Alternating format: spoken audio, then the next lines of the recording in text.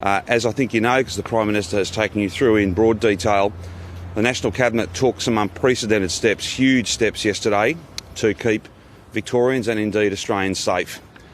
Never before have we seen a situation where venues, such a large part of our economy, has essentially been shut down. This is appropriate. It's painful, but it is absolutely appropriate. Now, I'll run through each of those settings, and of course we'll move to questions.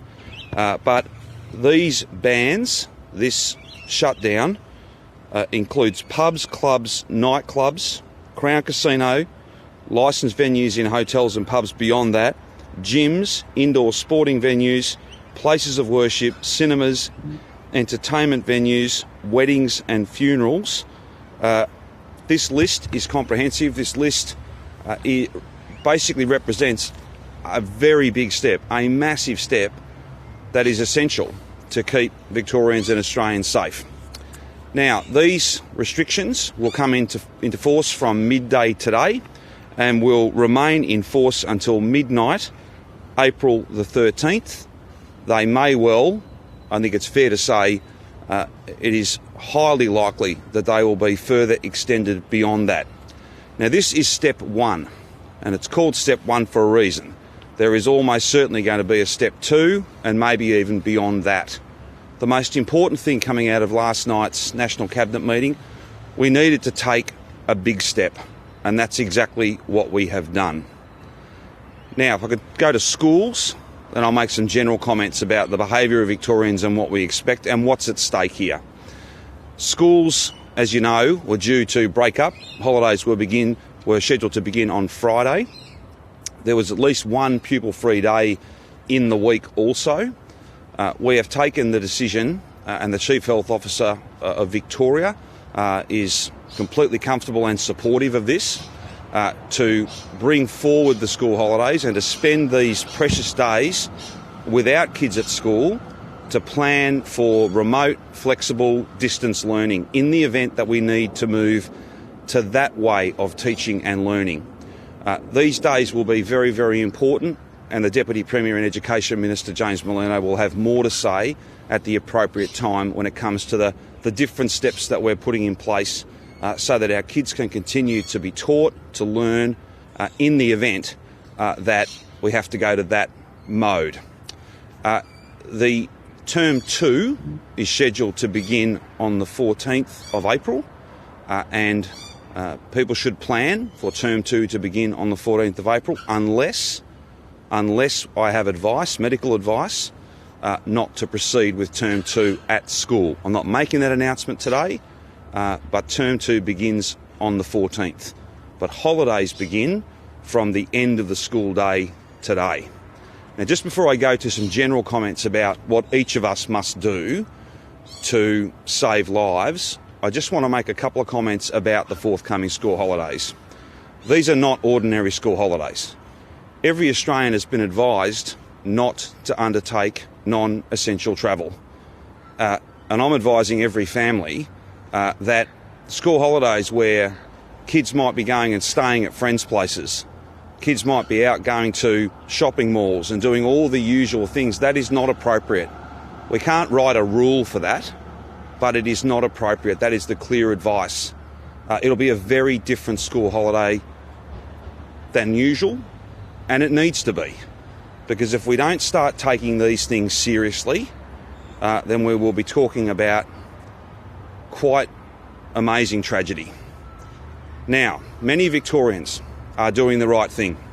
They are keeping their distance. They are observing the rules that have been written. But there are many Victorians who are acting selfishly. They are not taking this seriously. They are doing the wrong thing. And if that continues, then people will die. It is easy to do the right thing for your family and for people that you have never met. I just want to make this point. Whether you call it mateship, whether you call it being Australian, being Victorian, whether you call it decent behaviour, civic duty, I don't care what you call it, just do it. You need to keep your distance. You need to observe the rules. And that is not an option. That's why today I'm joined by the Chief Commissioner, and I can also announce that Victoria Police have allocated 500 police members to a special task force that is all about enforcing the coronavirus rules that have been put in place. In some respects, it is disappointing that it has come to this.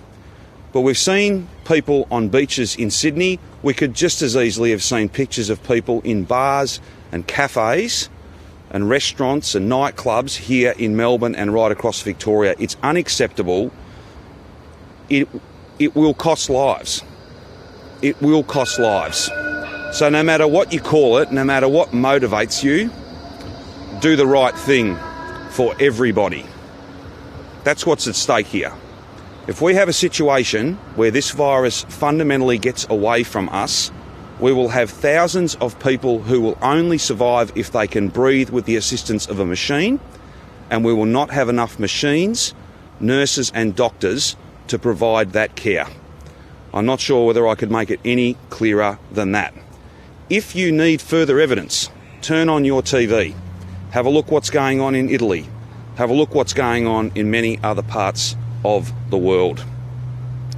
Now, before I throw to Lisa to talk in more detail about Victoria Police enforcement of the rules that have been put in place, I do want to just highlight the fact that coronavirus.vic.gov.au is exactly the place for anybody who's uncertain about whether their business needs to change, whether their business in fact can open.